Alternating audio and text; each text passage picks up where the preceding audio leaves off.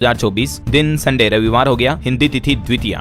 और आइए बात करते हैं आज के मुख्य समाचार में। देश द्वितीया तिथि बहुत ही खास है क्योंकि आज भाई दूज का पर्व है और जो दीपावली का त्योहार धनतेरस से शुरू हुआ आज भाई दूज पर आकर समाप्त होता है। कल गोवर्धन पूजा थी, आपको पता होगा। तो ऐसे में आज भाई दूज पर बहनें भाई का तिलक करती हैं, आरती करती हैं, लेकिन तिलक बहनों को शुभ मुहूर्त में ही लगाना चाहिए। और चौगड़िया के हिसाब से क्या अति उत्तम शुभ मुहूर्त रहेगा देख सकते हैं आप। अमृत और लाभ चौगड़िया रहेगा सुबह 9:15 से 11:15 बजे तक और 11:15 से 12 बजे तक। फिर दोपहर में भी 1:30 बजे से लेकर 2:45 बजे तक अच्छा शुभ मुहूर्त रहेगा। इस दौरान बहनें अपने भाई को तिलक कर सकती हैं। हालांकि एक बात का जरूर ध्यान रखें, भाई दूज पर बहनें इस समय बिल्कुल भी तिलक ना करें क्योंकि राहु काल का समय भी रहेगा आज शाम के समय 4:30 बजे से लेकर 6 बजे तक, है ना। तो इस बीच बहनें भाई को टीका ना लगाएं, मतलब तिलक ना करें, क्योंकि राहु काल में किसी भी तरह का शुभ कार्य करने से बचना चाहिए। और बाकी भाइयों को भी आज बहनों को कोई न कोई गिफ्ट देना चाहिए। आप ऑनलाइन डिजिटल गोल्ड दे सकते हैं, कुछ घड़ी, मोबाइल फोन, उनके लिए इन्वेस्टमेंट, उनके लिए मेकअप किट या कुछ भी छोटा बड़ा गिफ्ट जो भी आप अपनी भावना के अनुसार देना चाहते हैं, तो बहनों को कुछ न कुछ गिफ्ट देना चाहिए, है ना। तो देश भर की माताओं बहनों को आपके अपने डीएलएस भाई की तरफ से भी भैया दूज के त्योहार की ढेर सारी हार्दिक शुभकामनाएं, क्योंकि मैं तो आप सारी दिल से बहुत बहुत शुभ मंगल कामनाएं सभी भाइयों बहनों के जीवन में हमेशा खुशियां बनी रहे, यही मेरी प्रार्थना है। चलिए अब अपन आगे बढ़ते हैं खबरों में। देखिए आप, प्रधानमंत्री नरेंद्र मोदी ने ग्रीस के समकक्ष से बातचीत की और ग्रीस और भारत दोनों देशों के बीच द्विपक्षीय संबंधों और रणनीतिक साझेदारी को मजबूत करने पर चर्चा हुई। इस दौरान दोनों नेताओं ने व्यापार, रक्षा, शिपिंग और कनेक्टिविटी समेत कई मुद्दों पर बातचीत की। और वहीं खबर है दोस्तों, आज से हमारे देश के विदेश मंत्री एस जयशंकर भी 8 नवंबर तक ऑस्ट्रेलिया और सिंगापुर के दौरे पर रहेंगे। 3 से 8 नवंबर का उनका ये विदेश दौरा होगा और इस दौरान वो रायसीना और गोलमेज में सम्मेलन समेत कई कार्यक्रमों में हिस्सा लेंगे। चलिए अगली खबर देखिए। 500 रुपए में गैस सिलेंडर, पर्व और त्योहार पर 2 गैस सिलेंडर बिल्कुल फ्री मिलेंगे। भाजपा के संकल्प पत्र से पहले ही बाबूलाल मरांडी की तरफ से यह बड़ी घोषणा की गई है। झारखंड राज्य में होने वाले विधानसभा चुनाव को लेकर बीजेपी अपना घोषणा पत्र जारी करने जा रही है। आज बीजेपी की तरफ से झारखंड इलेक्शन के लिए अपना मैनिफेस्टो यानी कि घोषणा पत्र जारी कर दिया जाएगा और इसमें 300 यूनिट तक फ्री बिजली का भी ऐलान हो सकता है। गृह मंत्री अमित शाह द्वारा देखते हैं क्या क्या ऐलान किए जाते हैं, जो भी अपडेट आएगा मैं आपको बता दूंगा। वहीं खबर है दोस्तों, संसद का शीतकालीन सत्र भी इसी महीने 25 नवंबर से शुरू होगा, जो कि 20 दिसंबर तक चलेगा। वन नेशन वन इलेक्शन और वक्फ विधेयक बिल भी इस शीतकालीन सत्र में पेश होने के आसार हैं। चलिए अगला अपडेट देखिए। ऑटोमोबाइल इंडस्ट्री से एक रिपोर्ट आ रही है कि अभी दिवाली, धनतेरस के त्योहारों के मौके पर वाहनों की बिक्री में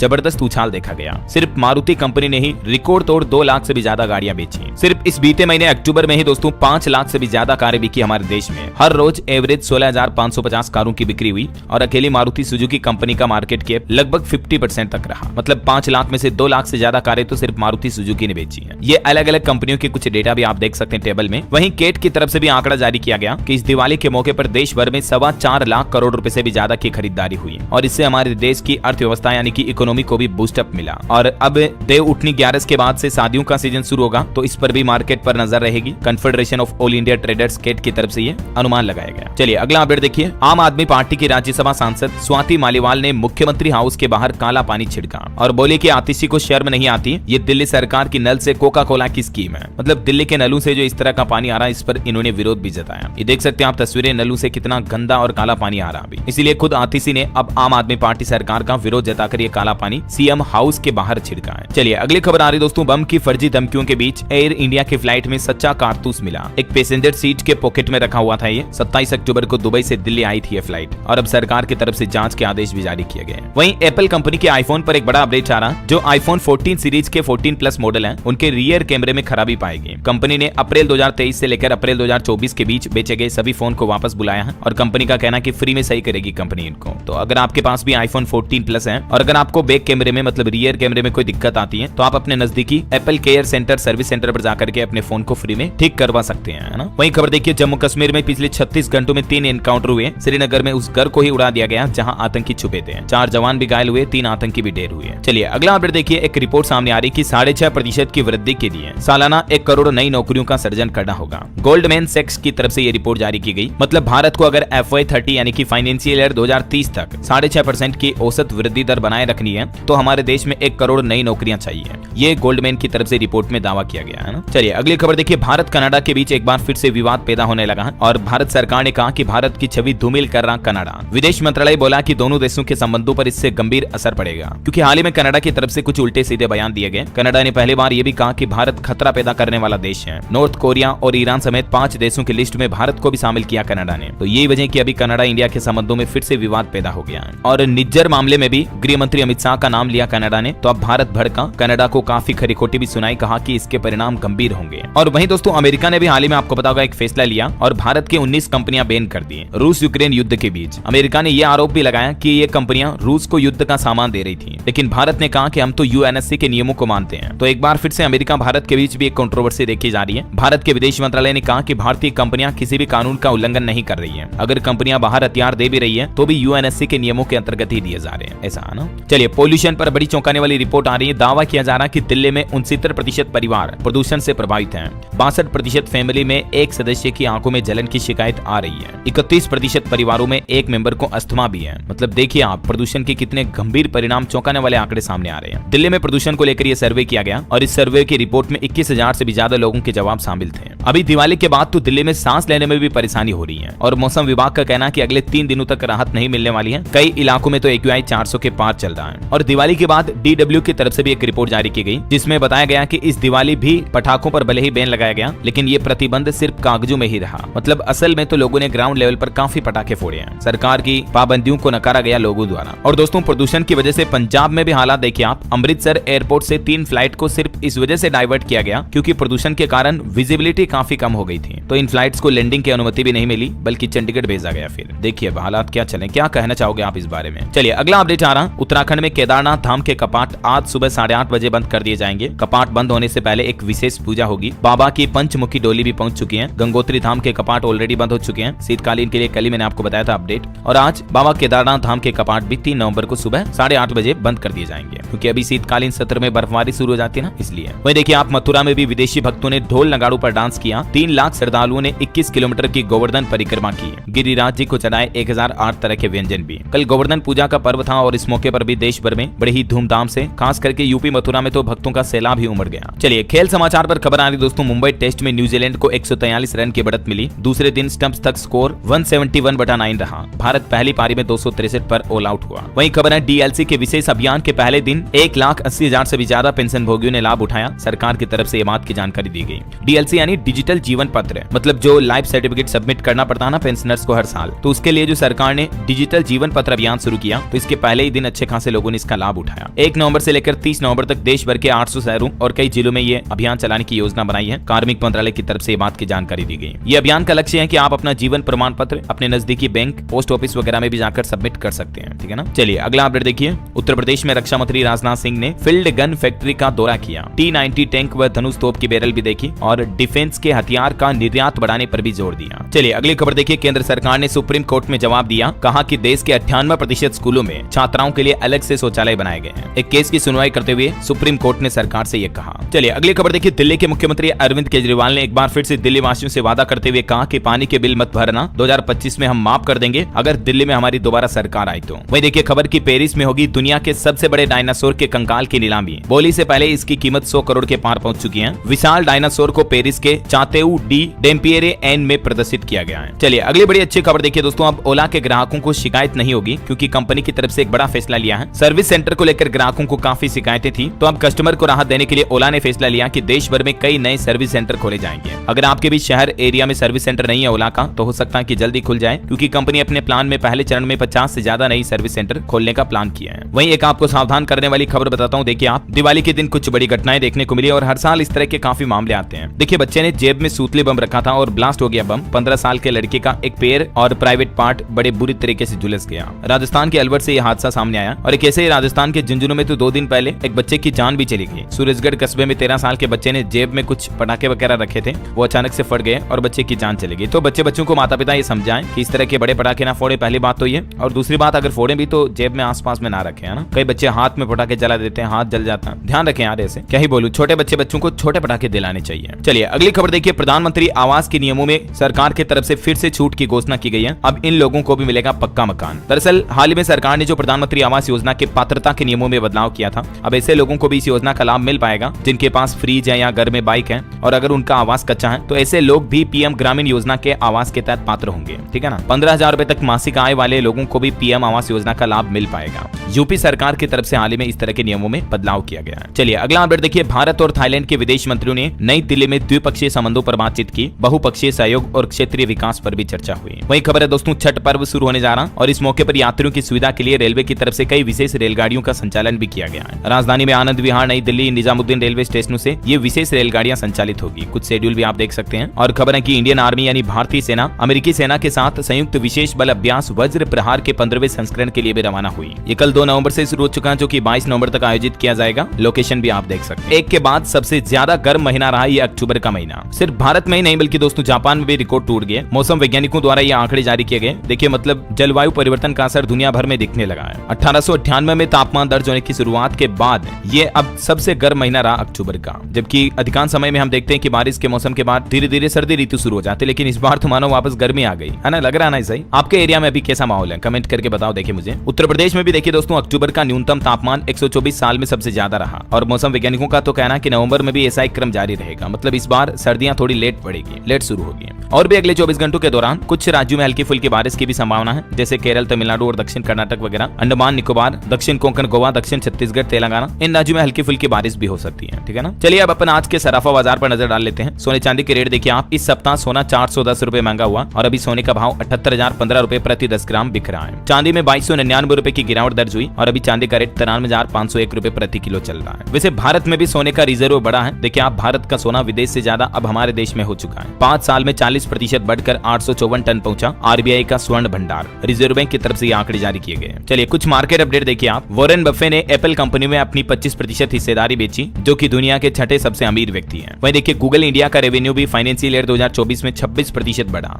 और जो फेसबुक की मेटा कंपनी है, मेटा इंडिया का भी इस वित्त वर्ष में नेट प्रॉफिट 43% बढ़कर 504 करोड़ रुपए रहा। और देखिए एनएसई यानी नेशनल स्टॉक एक्सचेंज की तरफ से भी एक नया मोबाइल ऐप शुरू किया गया है और बहुभाषी वेबसाइट यानी कि एनएसई ने अपने पोर्टल पर मल्टी लैंग्वेज फीचर भी लॉन्च किया है, जिससे कि निवेशकों को और ज्यादा राहत रहेगी, आसानी रहेगी। NSEindia.com इस पोर्टल का विस्तार किया है और एक नया आधिकारिक मोबाइल ऐप भी लॉन्च किया दिवाली के मौके पर। ठीक है ना। अब आपको ये पोर्टल और ऐप इन अलग अलग तरह की कई भाषाओं में देखने को मिलेगा। अंग्रेजी और हिंदी के अलावा भी मराठी, गुजराती, असमिया, बंगाली, कन्नड़, मलयालम वगैरह वगैरह में। वहीं एप्पल ऐप स्टोर और एंड्रॉइड प्ले स्टोर पर NSE इंडिया का मोबाइल ऐप भी लॉन्च हो चुका है। अच्छा, निवेशकों के लिए भी खबर है दोस्तों, 8 नवंबर को एक और आईपीओ आ रहा। सिर्फ 24 रुपए में इस कंपनी का शेयर मिल जाएगा आपको। सॉफ्ट होम फर्निशिंग कंपनी ने अपने आईपीओ के लिए प्राइस बैंड 20 से 24 रुपए तय किया है और इसमें आप 8 नवंबर से निवेश कर पाएंगे। ठीक है ना। चलिए अगला अपडेट देखिए। बांग्लादेश में बिजली संकट छाया क्योंकि अडानी पावर प्लांट ने पावर सप्लाई घटा दी। वजह इसके पीछे यह है कि $846 मिलियन का पेमेंट बकाया है अडानी पावर का, जो बांग्लादेश ने अभी तक पे नहीं किया। इसलिए कंपनी ने बिजली कटौती करना शुरू कर दिया और यही वजह कि बांग्लादेश में अभी बिजली संकट गहराया हुआ है। चलिए अगला अपडेट देखिए दोस्तों। केंद्र सरकार की तरफ से नमो ड्रोन दीदी योजना परिचालन के दिशा निर्देश जारी कर दिए हैं। अब दिवाली के त्योहार के बाद इस योजना के तहत सरकार महिलाओं को ड्रोन उड़ाना सिखाएगी और उसके बाद किसानी खेती बाड़ी में भी मदद होगी। सरकार ने इस योजना के लिए 1261 करोड़ रुपए मंजूर भी कर दिए हैं। इस योजना के तहत अगले 2 साल में 14,500 ड्रोन खेतों के ऊपर उड़ान भरने वाले हैं और इस योजना के जरिए गाँव में स्वयं सहायता समूह और महिलाओं को स्थायी व्यवसाय और आजीविका यानी रोजगार भी मिल पाएगा।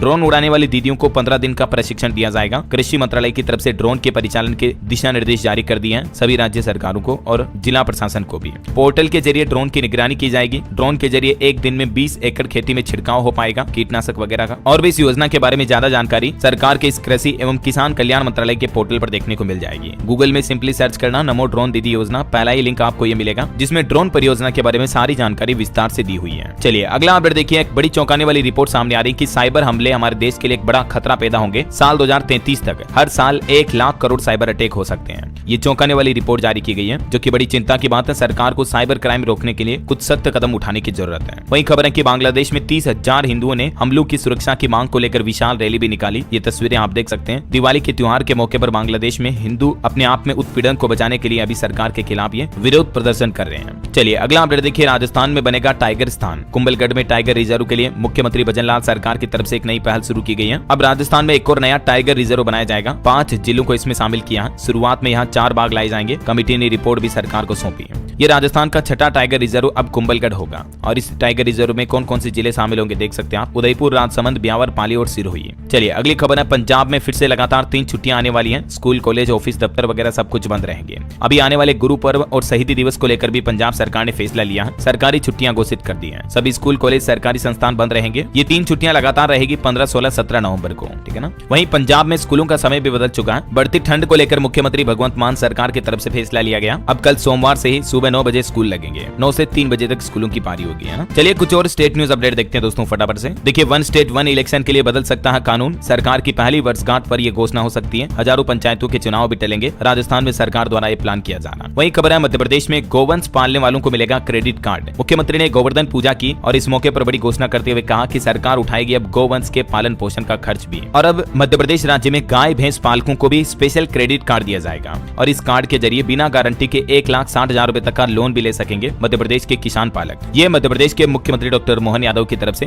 गोवर्धन पूजा के मौके पर बड़ी घोषणा की गई है ना। और इस मौके पर डॉक्टर सीएम यादव बोले कि मध्य प्रदेश की दूध उत्पादन क्षमता भी 9% से बढ़ाकर 20% करेंगे। सरकार ने 11,000 गाँवों में दुग्ध सहकारी समितियां बनाकर भी दूध उत्पादन को बढ़ावा देने का निर्णय लिया है। चलिए अगली खबर देखिए दोस्तों। एक बड़ा सड़क हादसा हो गया छत्तीसगढ़ में। डबरी में घुसी स्कॉर्पियो, 6 लोगों की जान चली गई। एक ही परिवार के 4 लोगों ने दम तोड़ा। 2 बड़े हादसों में टोटल 13 लोगों की मौत हुई कल एक ही दिन में। वहीं देखिए उत्तर प्रदेश में मुख्यमंत्री योगी आदित्यनाथ ने जनता दरबार लगाया, 200 लोगों की जन समस्याएं सुनी और बोले कि पैसों की कमी की वजह से नहीं रुकेगा किसी का भी इलाज। भू माफियाओं पर सख्त कार्रवाई करने के निर्देश भी दिए। गोवर्धन पूजा के मौके पर गायों को भी उन्होंने अपने हाथों से दुलारा लाड प्यार किया, कुछ खिलाया भी। ये तस्वीरें आप देख सकते हैं। वहीं रक्षा मंत्री राजनाथ सिंह भी यूपी कानपुर में धनुष और सारंग टैंक की बैरल बनते देखने गए। डिफेंस फैक्ट्री में ऑर्डिनेंस फैक्ट्री में 500 मीटर पैदल चले और कहा कि विदेशों में भी इसकी डिमांड होगी। और देखिए अयोध्या में भी 1000 मंदिरों में अन्नकूट पूजा का आयोजन हुआ। 56 प्रकार के व्यंजनों का भोग लगाया गया। जय श्री राम के नारे भी गूंजे। चलिए अगली खबर है बिहार सरकार का एक नया आदेश। सरकारी स्कूलों में अब स्टूडेंट्स की भी ऑनलाइन हाजिरी लगेगी। 1 जनवरी 2025 से ये नया नियम लागू होगा। पेरेंट्स और टीचर मीटिंग के दिन बदलेगा टाइमिंग भी। बिहार के स्कूलों में छात्रों की ऑनलाइन अटेंडेंस को लेकर कुछ नए रूल्स लागू होने जा रहे हैं। नए साल जनवरी से ही देख सकते हैं आप इसके बारे में डिटेल भी। वहीं दोस्तों बिहार से एक ग्राउंड रिपोर्ट भी निकल कर आ रही है कि बिहार में 303 में से 101 कोल्ड स्टोरेज बंद पड़े हैं। 12 जिलों में एक भी कोल्ड स्टोरेज नहीं है, जबकि 50% सब्सिडी के बाद भी व्यापारी आगे नहीं आ रहे हैं। जो किसान भाई लोगों की फसलों, फल फ्रूट वगैरह को सुरक्षित रखने के लिए जो कोल्ड स्टोरेज बनाए गए उनके हालात क्या है, ये ग्राउंड रिपोर्ट आप देख सकते हैं। वहीं खबर है कि बिहार का पहला 6 लेन पुल अप्रैल महीने में शुरू होगा। बेगूसराय डीएम ने सभी प्रोजेक्ट का निरीक्षण किया, काम को जल्द पूरा करने के निर्देश भी दिए। और देखिए मुख्यमंत्री नीतीश कुमार ने भी समीक्षा बैठक में कई निर्देश जारी किए। बिहार राज्य के 19 जिलों में धान खरीद शुरू हुई, बाकी जिलों में 15 नवंबर से शुरू कर दी जाएगी। चलिए खबर है भारत के लिए एक बड़े गर्व की बात। हरियाणा के बॉक्सर ने अमेरिका को हराकर ब्रॉन्ज मेडल जीता। 8 साल की उम्र में शुरू की थी बॉक्सिंग। पिता एयरपोर्ट पर इंस्पेक्टर है और मां एसएचओ है।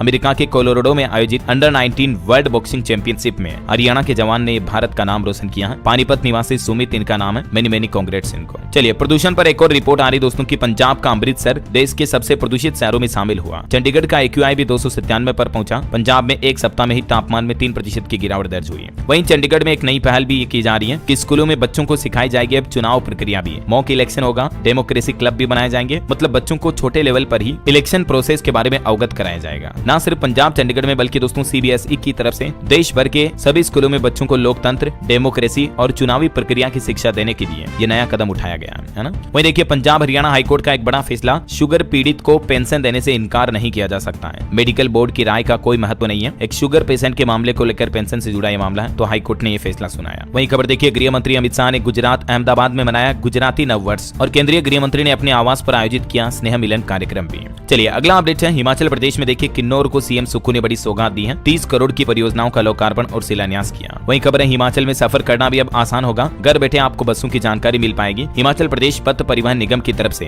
यात्रियों की सुविधा के लिए बड़ा फैसला लिया है और अब लगभग सभी निगम की बसों में GPS ट्रैकिंग डिवाइस लगाए जा रहे हैं, जिसकी मदद से आप हिमाचल प्रदेश पथ परिवहन की वेबसाइट पर लाइव ट्रैकिंग देख पाएंगे। मतलब कितनी बजे कौन सी बस कहां आने वाली है, किस रूट पर वगैरह वगैरह। और हिमाचल वासियों के लिए एक और अपडेट है कि अब जन्म और मृत्यु प्रमाण पत्र की फीस भी ऑनलाइन जमा होगी। 34 साल पुराने सर्टिफिकेट भी बिना झंझट के मिल पाएंगे। शिमला नगर निगम द्वारा ये नई पहल की गई है। चलिए RBI द्वारा एक अपडेट देखिए दोस्तों। अब क्रेडिट कार्ड मिलने में दिक्कत आ सकती है क्योंकि बैंकों की तरफ से बड़ा फैसला लिया गया। हाल ही में आपको बताऊंगा RBI ने क्रेडिट कार्ड में रिस्क को लेकर बैंकों को कुछ निर्देश जारी किए थे, जिसके तहत असुरक्षित पर्सनल लोन या जो गैर बैंकिंग वित्तीय कंपनियां होती हैं NBFCs, उनके द्वारा बैंक लोन बांटने पर RBI ने कहा कि थोड़ा कंट्रोल करें, इस पर जोखिम ज्यादा होता है क्रेडिट कार्ड या असुरक्षित पर्सनल लोन में, क्योंकि कई लोगों का कार्ड डिफॉल्ट हो रहा है। तो इस वजह से अब बैंकों ने कुछ सख्त नियम भी बनाए हैं, तो आपको क्रेडिट कार्ड मिलने में दिक्कत हो सकती है। देख सकते हैं आप इसके बारे में जानकारी भी। वही खबर है कि अब इस देश में नहीं बिकेगा गूगल पिक्सल फोन। इंडोनेशिया सरकार द्वारा गूगल पिक्सल फोन की बिक्री पर यह प्रतिबंध लगा दिया गया। गवर्नमेंट का कहना है कि कुछ नियमों का पालन नहीं करने के चलते ये बैन लगाया।